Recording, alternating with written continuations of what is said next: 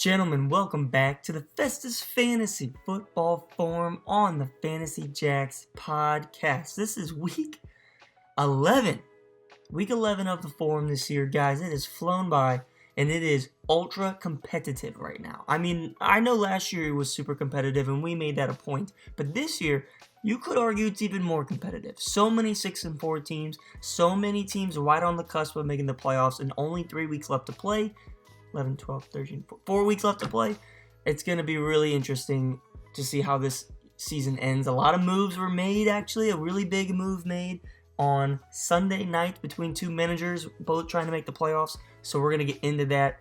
In this video, we got reviews. I'm not going to really harp too much on the reviews. Maybe hit a couple points per matchup. But the previews for this week are going to be huge. And the power rankings this week are going to be huge. With that out of the way, let's get into the matchup reviews of Week 10. Before I also get into that, I want to say thank you guys for kind of bearing with the lower quality of last video, lower than the standard. I'm sorry, I don't know what happened with my microphone. I think it's fixed, so we're going to never mess up again, because this is a show of perfection, hosted by yours truly, so you should expect nothing less. Let's get into the Week 10 reviews. Again, going into this week, there was a lot of storylines. I really hammered that down in the previews for last week, and I think it came through. A lot of upsets. I don't think I did really good in my picks. Again, I just cannot do it right. Let's go to We Are Shit, barely escaping the Dogs. The Dogs winning 116.9 to 103.8. Listen, this was a huge, almost choke away game by Ty. Tony, as he does with every game this year against managers, he somehow keeps it close. He almost upset. I think if Tank Bigsby doesn't get hurt and Hunter Henry has a normal game, he wins his matchup, because the Dogs did not show up. This is the first kind of down week in terms of their standards, and their down week is 117. That's pretty powerful. But he moves to 6-4. Tony falls to 3-7. I kind of eliminated Tony from playoff contention maybe a week or two ago, and that's for sure kind of sticking around. But the Dogs, every win is crucial now because he's in a tough division, and we're going to get into that as we go on in this video. Let's now go to thank you to Mar.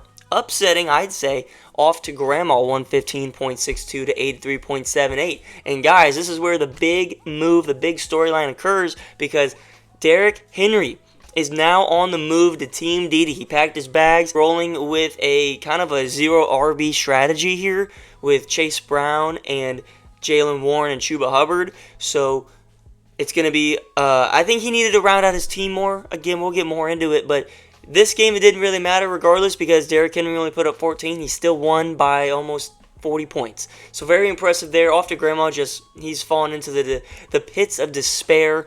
He is fallen into irrelevancy. Once was the juggernaut of the league, is now the 6 game losing streak, which is sad. Let's go to the lowest scoring game of the week. Jaxie Pad surprisingly upsets the 08 Lions, 84.38 to 70.64. This was in contention for the lowest points scored ever in a matchup, and between, I think Colin was in the running for lowest score ever as a team, but both missing those marks. And what we got was maybe a sign that Jaxie Pad and Chris's team can maybe get some stuff going with Christian McCaffrey finally back. Next week, Josh Jacobs will come back. You know, he had a lot of bye weeks this week, still managed to win out. DK, Jordan Love, Jaden Reed also all out for the 08 Lions. A terrible play by Jalen McMillan, but what can you do? You know, it was just a really, really bad week. It was the lowest week Colin's probably ever had in the league. That's not something I can ever go look up because I'm too lazy, but I wouldn't put it past it. Let's now go to what was considered, I consider this a playoff game this week.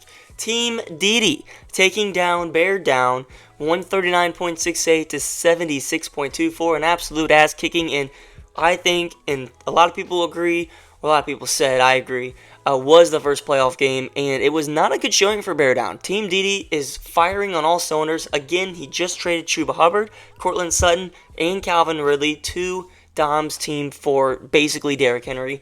We'll see how that helps him or maybe hurts him, because he lost a lot of depth with some key pieces. I mean, Calvin Ridley and Cortland Sutton, they could have been weekly starters for pretty much every team. So I see both ways now.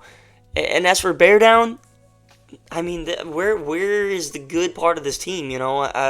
Jonathan Taylor can't carry you. Drake London is still very solid.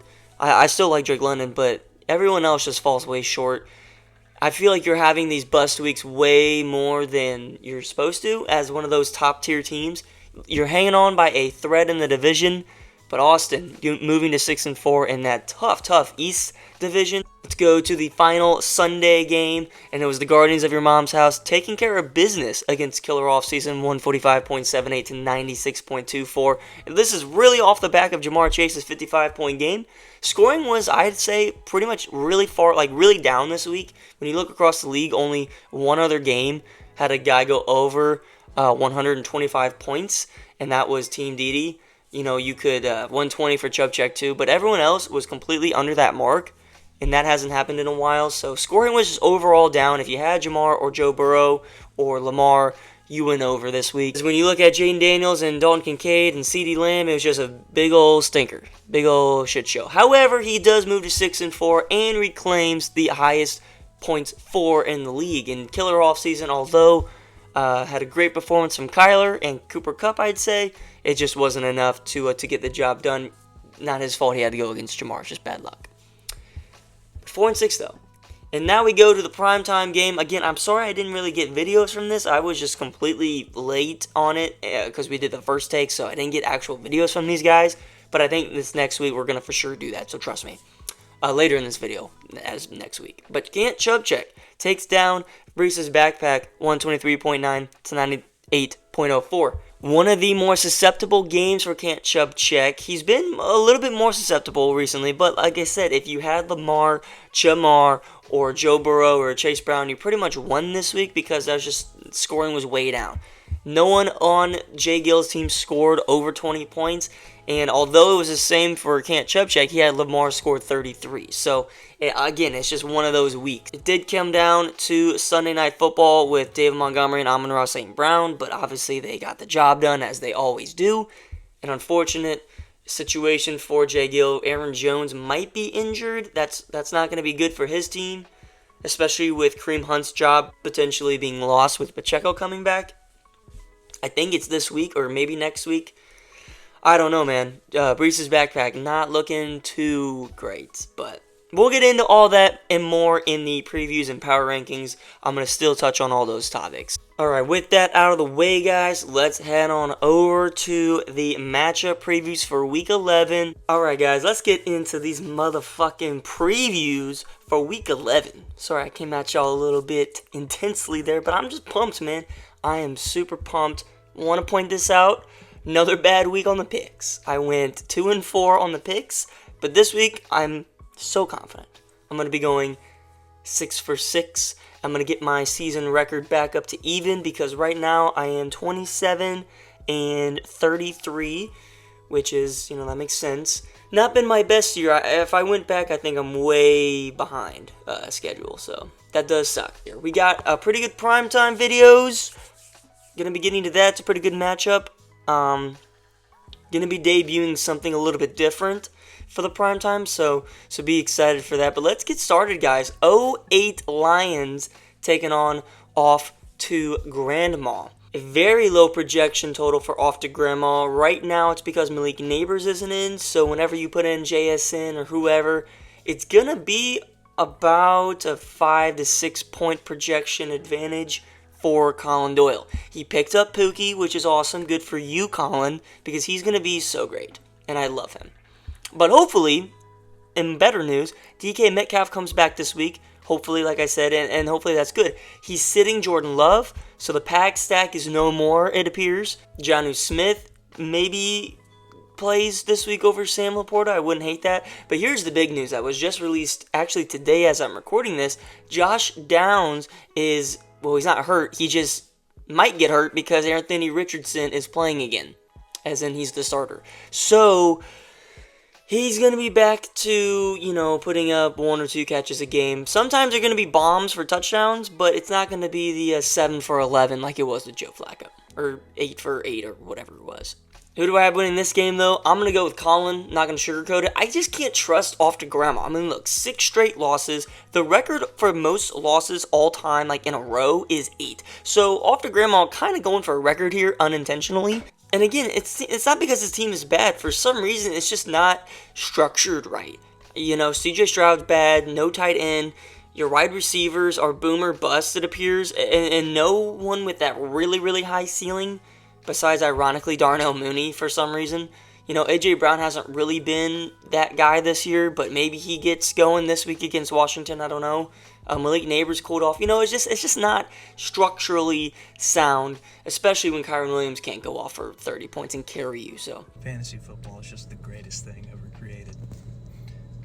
Fucking sucks.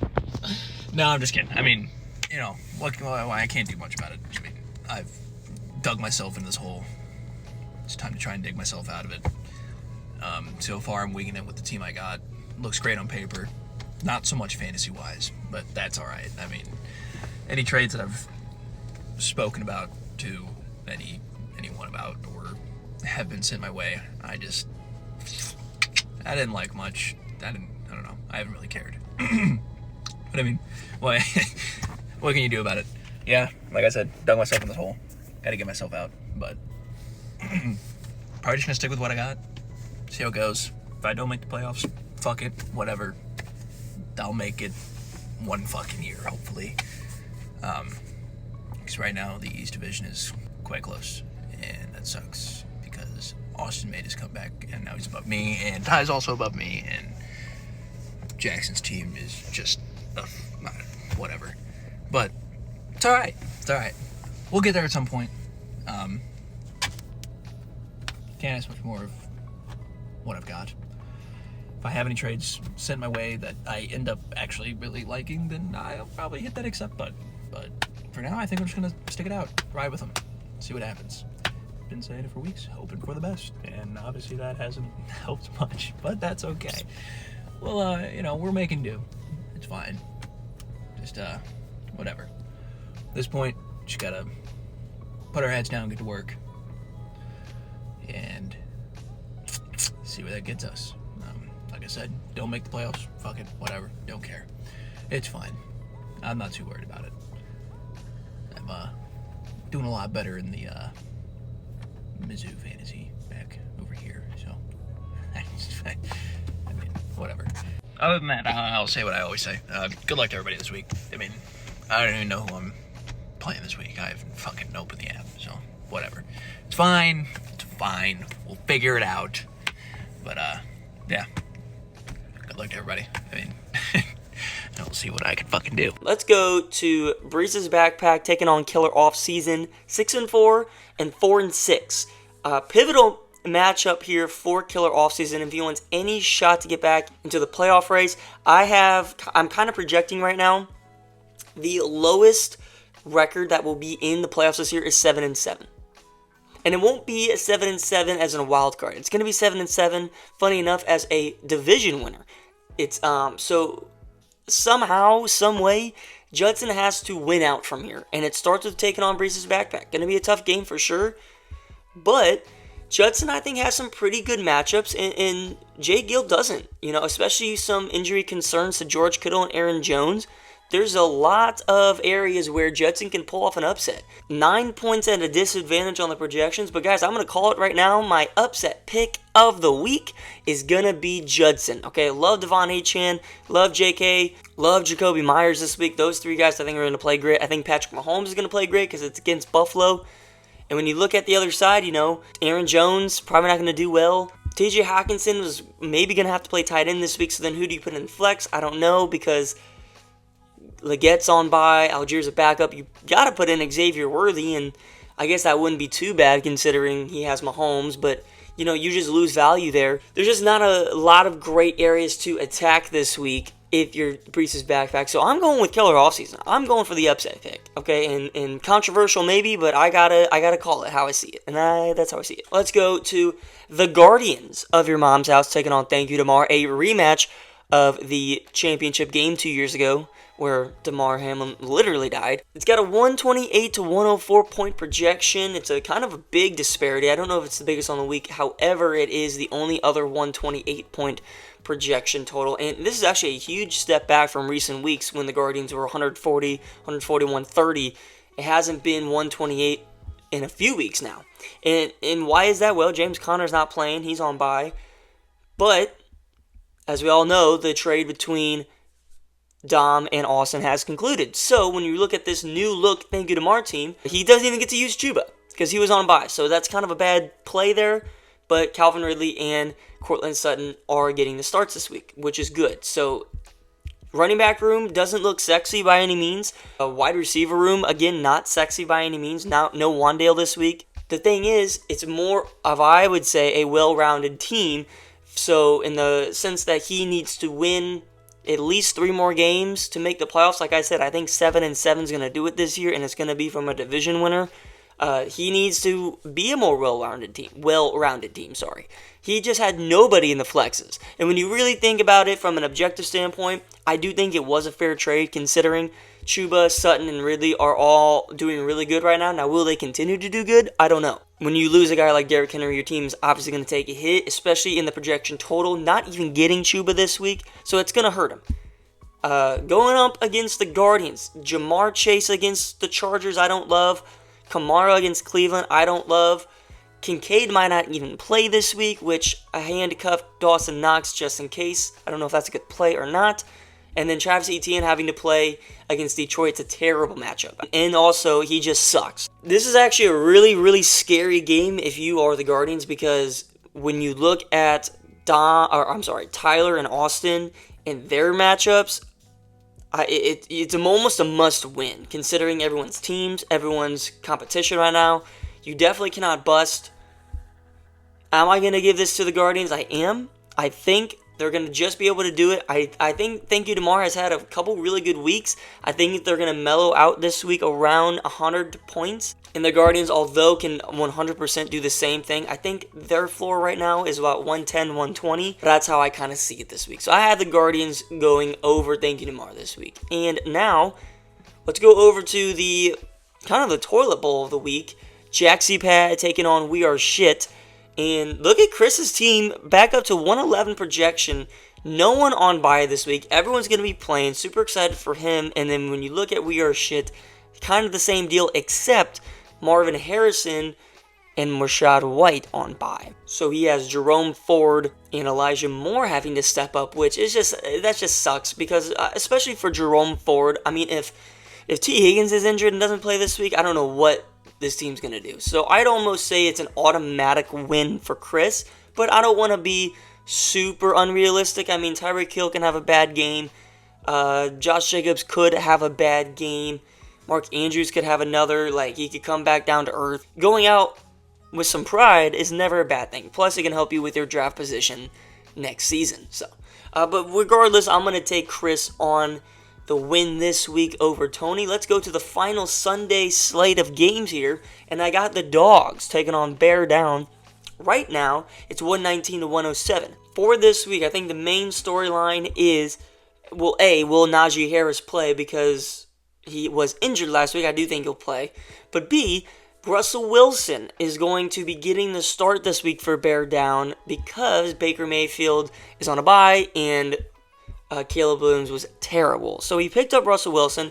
Tyler was a little critical on this, but I honestly don't really hate it because the Baltimore defense is just letting people throw all over them. Russell Wilson, although not in a pass-first offense, I'd say, I think they're a run-first team.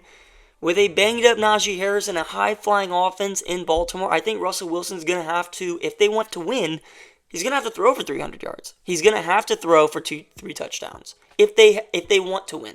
I don't really think it's possible for him to throw for 150 or even under 200 yards and then they'll win. I get it, the defense is great, but Baltimore's really, really good. So I actually like the Russell Wilson play this week. What I don't like is the fact you still have Raheem Mostert in your RB2 slot because it's just not good. And no moves were made this year to fix that. And it's really sad because Brock had so much potential coming out of the CMC trade. And he just, I think, got complacent because he was up, like I mentioned, 5-2, 5-3 at one point, and he just never fixed the Raheem Mostert problem. And when you look at the Dogs, besides Najee Harris's questionable tag, everyone is coming in pretty much ready to roll. And with all that said, I think Tyler's team is just one of the best on paper. It really is. It's one of the most underrated teams because they started off 2-4. They quietly got to 4-4. He made some trades, and I'm really, as a competitor, I'm not saying I'm scared, but like I admire it. I appreciate the competition as a competitor. Like, he did some great things to get his team right, and so I respect it. So I'm gonna take Tyler to win this one. This West Division that Brock is in, it's gonna be disgusting that a 7-7 team will win the division at this point. I mean, that's what it's on pace for, at least. So Brock, it would be nice for you to pull off an upset this week. Trust me, it would. I don't think it's gonna happen though. So let's get to the primetime game this week, guys. I think this is going to be the best primetime game of the year. Let's now play some videos from both the managers. Take a look. Hello, Fantasy League. What a season, what a football season this year. Can we just start off by saying that? All right, football is absolutely fucking electric. It's fucking electric. Fuck these guys. Nah, I'm playing. I still love them. But we blew that fucking league. Anyway, me and Mez in the primetime matchup this week, as it should be. I don't know who the fuck else would be in primetime. Everybody else in this league fucking sucks. Anyway, it's a big week for me. Not so much Mez. He already clinched his playoff spot. Me, I'm pushing. I'm pushing for the playoffs. I'm pushing. Made a trade over the weekend for Derrick fucking Henry. I don't know if y'all have heard of him. He's this fucking big-ass dude from Baltimore. I don't know if y'all heard of him or not, but he's pretty fucking good. A lot of people hate on me, Chris, saying that I lost this trade, saying that Mez won the fuck out of this trade. I don't fucking believe that shit one bit. It's all just music to my fucking ears. I love when Chris hates on me, sitting at fucking 3-7, about to be fucking 3-8. Shitter. You might get last this year, Chris. You might get fucking last this year. Anyway. Think it's going to be a great matchup. I have a feeling, I don't know, there's just something in the air, there's something in the air with Team DD this year. Started off 1-4. Now I'm sitting at 6-4. Who would have fucking thought I got ruled worst manager when that shit fucking started? You know what I mean? But you know what Team DD does? We prevail.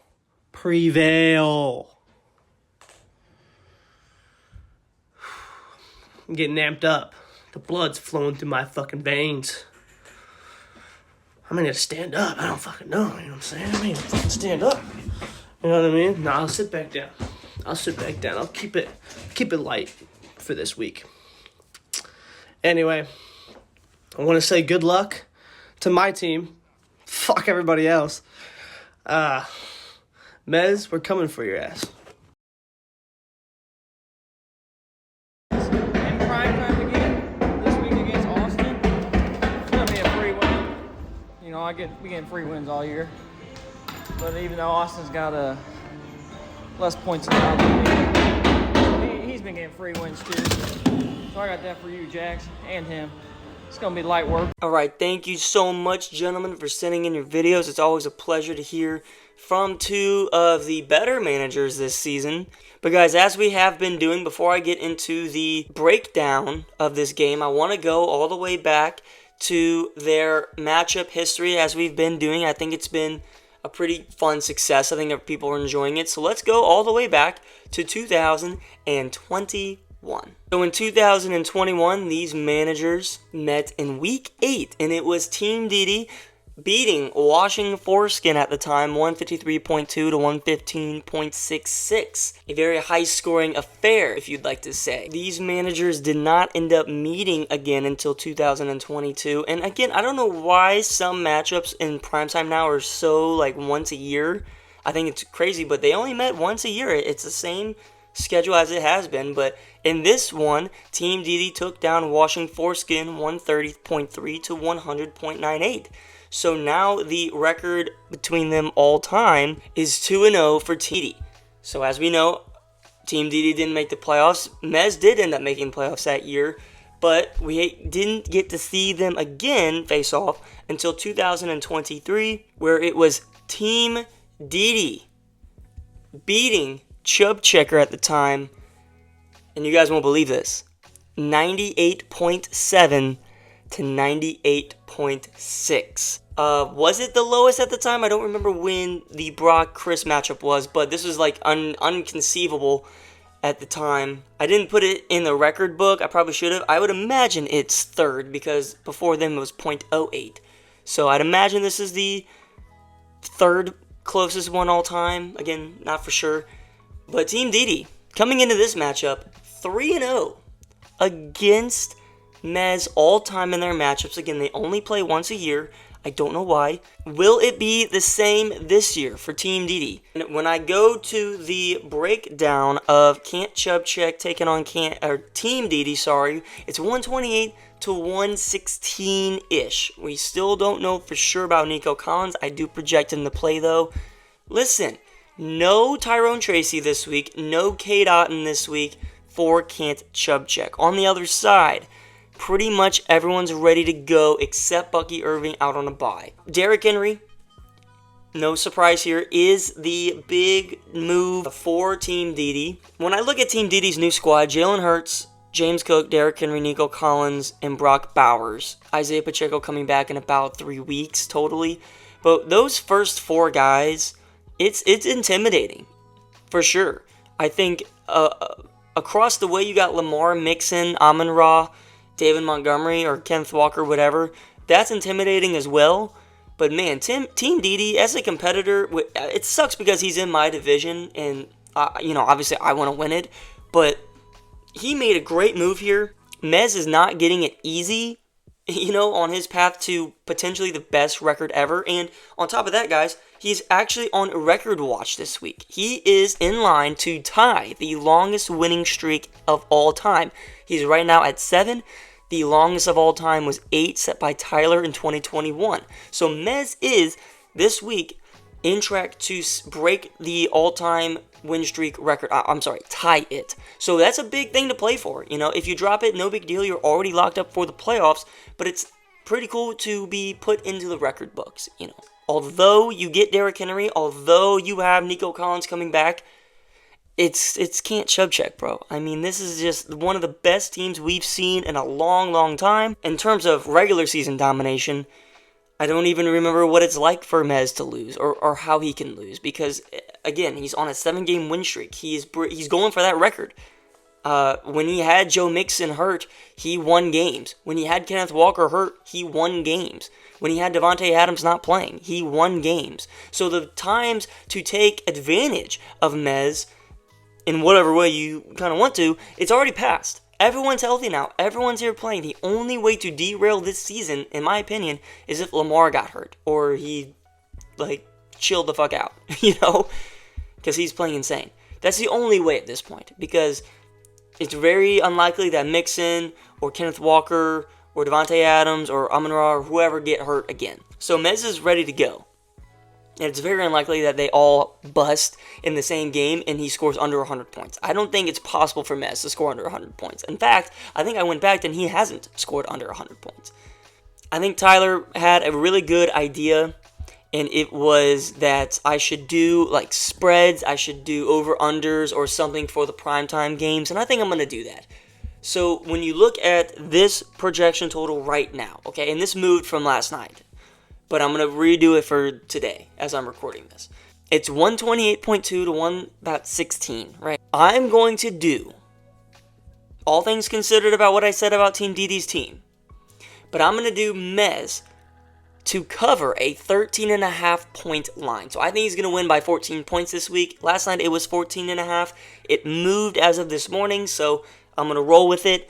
I could have also went for an over 244 total. Didn't really feel comfortable with that just because it's very possible that both these teams have down weeks and score 100 or 120. But I think Kent Chubchak is going to win this week by 14 points. So he's going to go over the 13.5 point spread here. And that's my official pick. So that's going to be counted for my weekly picks. I think that's way more fun. And we're not going to do the boomer bust picks anymore because that just was not working. It was way too hard. And you guys, it was way too hard. I did get a couple right, but it was way too hard to bet the literal boom or bust of players. Because a lot of times I wasn't like totally wrong, but they just fall in that projected range. So I couldn't count it as like I said it right. But regardless, I'm going to go through my picks one more time just before we get into the power rankings. So I have myself winning, Colin Doyle winning, Judson as my upset pick of the week winning. I have Chris, Tyler, both winning. And for the primetime game, I have Mez to cover a 13.5 point spread as the favorite. So let's now head into this week's power rankings. Alright, guys. Here we go. Dak, please give Cooper Rush your powers to throw the ball to CeeDee Lamb. Anyways, into the power rankings, final segment of the episode. I hope you guys have enjoyed. Guys, I'm going to be honest. This week was a little tough to do these power rankings because with the trade between Dom and Austin and with the lackluster shit garbage storm that's going on in the West Division right now, okay? I don't know how to rank that because I think, honestly, it's anyone's division. Even in my own division, I think it's honestly a shit show. I think I got it right. I think I nailed the spots. But if I didn't, let me know. Let's get started, though. Number 12, no surprise. I'm sorry. He is our veteran. He's not a veteran yet, but he is our serviceman. And that's We Are Shit, Mr. Marmani's team. And you know what?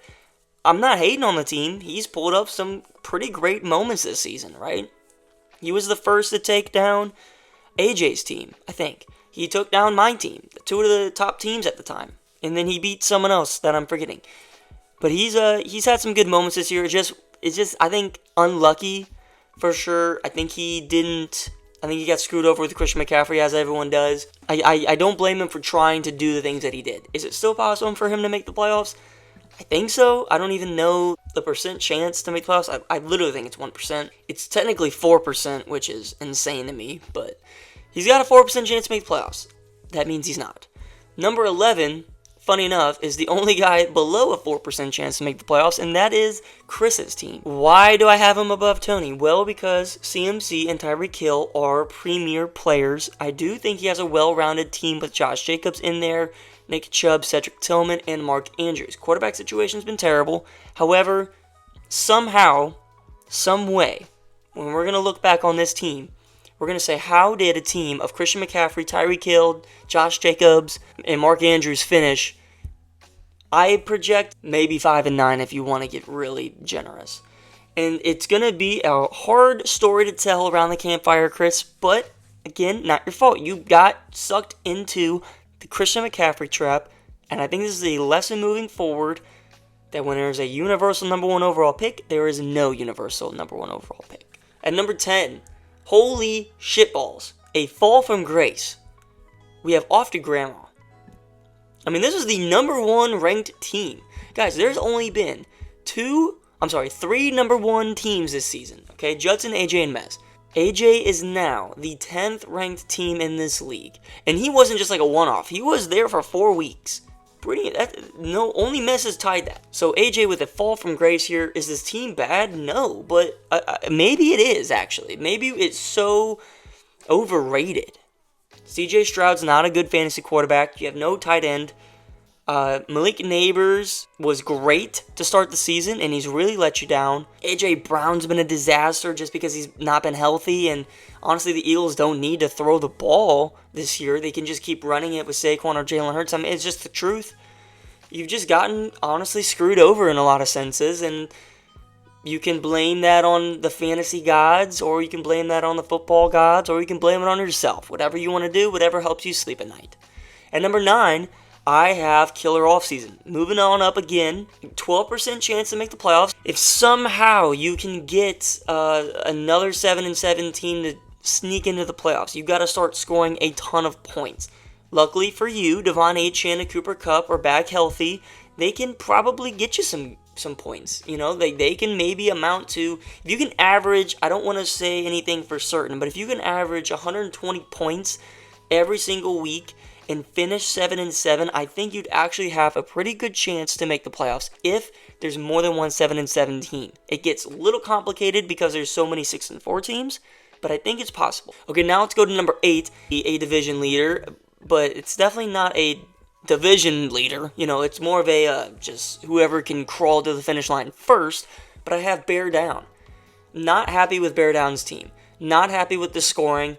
I don't know the numbers for certain, but I don't know how many times he's broken over 100 points these past few weeks. He's actually the 4th lowest scoring team in the league now, barely eclipsing 1,000 points for. His points allowed isn't really that much either. The problem is with Bear Down is that he's lost 3 straight, he hasn't made any moves, and his team is continuously getting injured. Here's the crazy thing. When you look at his playoff percent chance, he has a 52% chance to make the playoffs. With the way these teams are, I think it's 7-7. Could there be 2 7-7 teams? I think so, because the 08 Lions have a pretty high points for. But if the Lions get to 7-7, there's almost zero chance that Brock ends up A, winning the division, but B, making the playoffs. Same with Thank You Tomorrow. He's kind of middle of the pack right now. Maybe his team with these recent trades can help him. I think that's why he made the trade for his points for. I respect that. But it's almost like you have to win this division if you want to make the playoffs. At this point. Bear Down though, I'm sorry. I just think there should have been some moves made. I don't think Raheem Mostert was the answer. And I think you put way too much stock into Jonathan Brooks coming back and being a difference maker for your team. I would not be surprised if you drop him by the end of the regular season.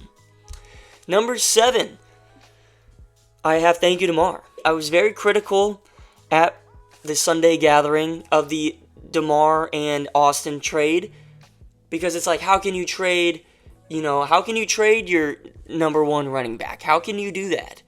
When you really break it down again and you take your personal biases out, it's actually a pretty good trade for Dom, considering he gets 2 top 30 wide receivers and a top 7 running back, I believe. It's going to be skewed this week because Chuba's on a bye, which was bad managing on his part technically. But I think all in all, it was a pretty good idea for him to, honestly get back into this thing, right? He's sitting at 4-6. He's sitting with a 20% chance to make the playoffs. He's sitting with a pretty middle of the pack points for, only 2 spots behind Colin at this point. I believe it's about 65 points total. You can see it too. You can see Thank You Tomorrow heating up. Going over 110 points the last 2 weeks back to back. He's had a rough season. We wrote this team off, but he's back. And you have to consider him, realistically speaking, in the division talks, in the playoff talks. But Thank You Tomorrow. I like that you're more well-rounded. I like that you made the trade. It do or die now. You know, like I said, 7-7. You gotta go 3-1, but you got a really tough schedule to end the season off. Going against the Guardians, going against Tyler, and I think going against some other team. But it's gonna be a rough one. But if you can manage it, I think you deserve it. Colin comes in at number 6. I think he's gonna win the division based on the lead he has in points for. Okay, he's sitting at 5th in the league in points for at 1,100. He's tied with Dom at a 4-6 record. Okay, 38% chance to make the playoffs. But again, Bear Down is falling off a cliff right now. 3 straight losses. The only problem is that the 08 Lions are also on a 3-game losing streak. So it's a battle of just shit, you know. This was the division for Colin's taking, and he's let it slip by. Is it his fault that his whole team got injured? No, not necessarily. The Mike Evans trade didn't really help him with that. He hasn't had Mike Evans play but a quarter and a half for him. He hasn't had Saquon do good for him but 1 game. I still think Colin can turn it around. His team's only going to get healthier, unlike Brock's at this point. Dom, again, he's in the conversation. I think it's in the order I've laid out. But I'm really impressed with the resiliency, I guess, is something nice I could say, about all the managers in this division. Excited to see how this one finishes out. At number 5, I have Breece's backpack. It was pretty special to be the second highest record in the league. That lasted for 1 week. Now there's 4 6-4 teams, and there's only a clear-cut number 1. Clear-cut 2 through 5, yeah, it's all up for debate, right? And this is where it gets super competitive. And last year, I don't really remember how it was all bunched up, but you could argue that this year is even more competitive, especially with the moves that people are making to stay competitive and the roster constructions of each team. Jay Gill's team. Breece Hall has been underwhelming for sure, but he's still Breece Hall. I think he can turn it on. The Saquon trade has ended up being a blessing for you. I think you're in such a better spot now with Garrett Wilson and Aaron Jones. I know you don't like the stacks. I don't like the stacks. But if they're working for you, then why get rid of it? Why change it? You haven't changed it. It's just going to be so hard to get both Breece Hall and Garrett Wilson to boom multiple weeks, especially when it comes to playoff time. Honestly, it's not going to really be likely that Kareem Hunt keeps a feasible fantasy relevance come playoff time. Right? That's where your head has to go now, right? 88% chance to make the playoffs. I don't see how you miss it unless you lose out. What's this team going to look like in the playoffs? I don't know if it's going to look good. So that's why I'm putting you down this low. I'm not saying your team is bad by any means, but I'm just skeptical of what the roster looks like come playoff time. Let's go to number 4. Team Didi. Another big jump. Really happy for the kid, okay? Again, was critical of this trade, but I understand the vision now. And now that I look at Austin's team, I'm actually seeing a different narrative that I had, a different bias I had, and Chris kind of pointed it out. He lost all of his depth. I don't know if Austin wins this trade. His front guys are insane. Jalen Hurts, Derrick Henry, Nico Collins. That's an insane top 3 guys. As a competitor in his division, I hate it. Because it is really good. I respect that. Before Austin can just crown himself the champion and be super confident, he's still got to take it 1 week at a time. Okay, he's got a tough remaining schedule. He plays against Mez this week. And in a division where 3 guys are 6-4, if you lose 3 more games, there's a good chance you don't make the playoffs. Enough with that, though. If everything goes perfect for Austin, which could happen, the team is very, very good, especially with Isaiah Pacheco coming back in the playoffs. It's not a team you want to play. Under the radar the whole season, the team finally started clicking. Look, he's on a 5-game winning streak. Technically speaking, he could go for the record as well. He could break the all-time win streak record, or at least tie it. I think he made a great move in terms of star power. I'm all for star power. I personally am of that belief that you should trade your depth for star pieces, but to an extent. So was it too much? Was it the wrong time? Was it the right time? I mean, you nailed it in terms of getting rid of Chuba on his bye week, so you don't have to mess with that. That's a great play. That's the most underrated part of this whole deal, is that you don't even have to worry about Chuba Hubbard's replacement this week and being Javonte or whatever, because he's on a bye. So I think that's a great play. Now you get Derrick Henry in there to supplement that bye week. A great play. And you get Nico back too, so you wouldn't have played Sutton or Ridley anyways. 84% chance to make the playoffs. I think you're going to make the playoffs, even if it is at 7-7, but you gotta just be aware of that points for. Number 3, I have the Dogs. I think a very scary team. He's on a great win streak, 4-game win streak, but last week he had Tony. This week he has Brock in turmoil. Next week, he does have Mez, which is not good by any means. But then after that, he has Judson, and then after that, he has Dom. None of which, besides Mez, have winning records right now. So it's very possible that he can go and win out and finish with a 10-4 record. It's very possible, especially with the way his team is playing right now. Travis Kelce, all the way back. Josh Allen, MVP candidate. Bijan Robinson, potentially finishing as the RB1 this year. And that's not I'm not just crazy to say that. It is true.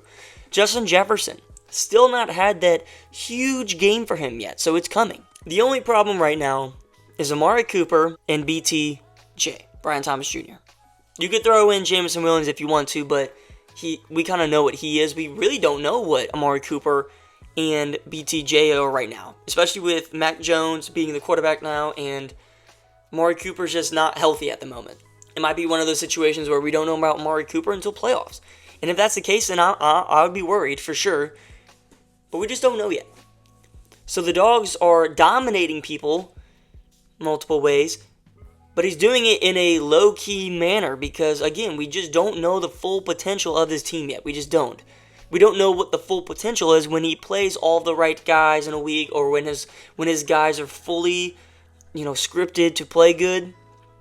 Sometimes it's not JMO weeks, sometimes it's not Najee weeks or Bijan weeks, sometimes it's Tyler Algier, sometimes it's not even a Josh Allen week. It's that type of season.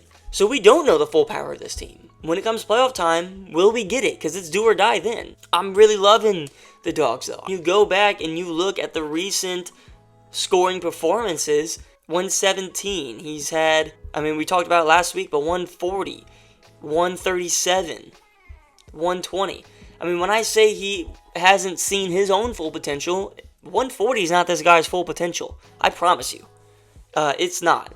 I think this team's full capabilities is like 160 points, and we haven't seen it yet. We haven't seen 150 either. It's coming, though. It's a matter of, can this team stay healthy, and can this team click at the right time against the right people, right? Again, he's had a little bit of an easier schedule as of late, and is going to continue besides Mez, I think, next week, like I said. But it's looking like a pretty good chance for Ty to return to the playoffs. A 2-year absence. I think this is the year. I'm going to stamp it.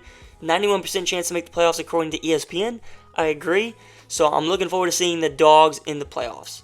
And number 2, I have the Guardians of your mom's house. The reason I have the Guardians above the Dogs, because although I do like the Dogs roster more, I'm putting the Guardians in here just because they are leading the league in points for. And then they're second in points allowed. So I think that's worth, something. Be mad if you want to. I like my team. I love Jamar. I'm naming my son Jamar. I've already determined it. CeeDee Lamb is scaring me for sure. Alvin Kamara, his usage is scaring me just because it's so much. Hopefully he stays healthy, but I've taken the more defensive approach.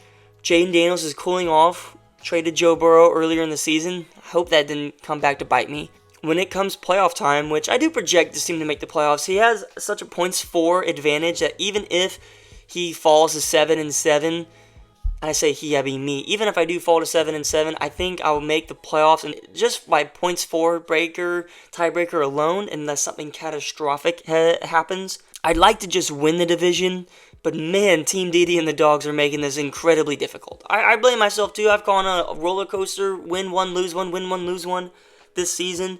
And week 12 is a nightmare for me too, so it's really crucial I win this week, because I could go to 6-6. I really could. I mentioned I'm playing more of the defensive approach. I'm being super cautious. I'm handcuffing all of my players. I've even handcuffed my tight end. I don't know why. I'm just out of moves to make. I gotta ride or die with this team. I thought about moving CD. I talked to some people, but CeeDee Lamb won me a championship last season. I remember it. I'll never forget it. CeeDee Lamb caught a 90-yard touchdown in the championship game on a Thursday night, I think, or Sunday night, Saturday night. I don't remember. I remember watching it in my bed. It's right over there. I watched it. I was screaming. And I had to make a decision. I said, Jackson, do you get rid of one of the best guys in your fantasy life in CeeDee Lamb just because you're scared of his quarterback play? I thought about it, and I thought about it, and I thought about it. And you know what? I can't do it. Even if someone blew me away with an incredible offer, which no one would at this point, I can't do it. Because CeeDee Lamb means that much to me. I'm riding or dying with CeeDee Lamb. Again, I also have a lot of other players on this team that could help. But CeeDee Lamb, I think he's going to save me. I think he's going to come through for me. I don't know when it's going to be. I hope it's not too late. But I think CeeDee Lamb is going to save me at some point again, like he did last year. Maybe someone can take a lesson from that in terms of trading players. But I just love him, man. I love him. I trust him. And sometimes when you build up a roster and you put so much into a team that I have this year with the Guardians, you just have to let them play. You can't just blow it up after every little inconvenience like some guys do. You can't get scared. You can get scared, but you can't overreact. I'm not going to overreact. I'm making the decision. No one is getting traded anymore unless someone wants Travis Etienne. You can have him. I'm keeping my team, though. Okay. Number 1. Can't Chubb check. Can't Chubb check, the first team in 2024 to get a playoff berth clinched. And that means Tony or Chris lose this week. He will be unable to trade with them because they will fall to 8 losses, and that will make them mathematically eliminated. So, if for some reason you want to make a trade this week within either of them, this is your last chance to do it, Mez. Everyone else can continue until week 13. That's the trade deadline. That out of the way, 7-game win streak. Very impressive. Going for the win streak record this week. I would love to see that tied. I think that'd be really cool. Tied with Ty. I think it'd be really cool. Will you do it? I think I projected you to do so. Your team is godly. You go back on the draft. It was almost a perfect draft. I'm serious, like literally perfect. Getting Mixon, Montgomery, and Kenneth Walker in the rounds that you did. I think Kenneth Walker was your highest drafted running back. No one could have predicted the dominance of your team, but we're going to look back and say, yeah, this is probably one of the best drafts of all time. At least in the past few years, it's the best draft. You haven't made any trades. Waiver wire, you've been great with Cade Otton and Tyrone Tracy, but other than that, you've just been you were a great drafter this year. I would say the waiver wire was also the reason you're number 1, because again, getting Tyrone Tracy, getting Cade Otton out of the waiver wire, that's insane, right? Those are 2 of the best players on your team, actually. You are 100% going to get a first-round bye. So in round 2, what's your team look like? That's what you got to think now. If you wanted to make a trade to counteract those playoff schedules, I would not hate you for it. Like, I'd probably do the same. Who do you trade? When? I don't know. You mentioned Devontae Adams being buns. He is. You have so many good running backs. Maybe you make a move. But that's just the luxury that you have. You get to reap the rewards of a great draft and great waiver wire additions. I think 2 of the waiver wire additions of the year. Truthfully, I don't know who else could be in that conversation with how bad the waiver wire's been this year. You're just great. You're having a better season than us. That's the truth. I'm gonna quit rambling. Congrats on you, Mez, for clinching your first playoff spot of the season. I don't know how many times you've made the playoffs. I think this is your 3rd trip out of our 4-year recorded history. 2021, 2022. I think 3rd or 2nd trip. I don't remember. But congrats, man. You are the first one, so now you just kind of get to scope out the competition. You get to relax for a few weeks. Or maybe you don't relax. Maybe you go even harder now. With that said, though, guys, hope you enjoyed the video. Hope you enjoyed the podcast if you're listening. Good luck to everyone this week, except Dom, fuck you, and fuck Damar. Alright, see you guys.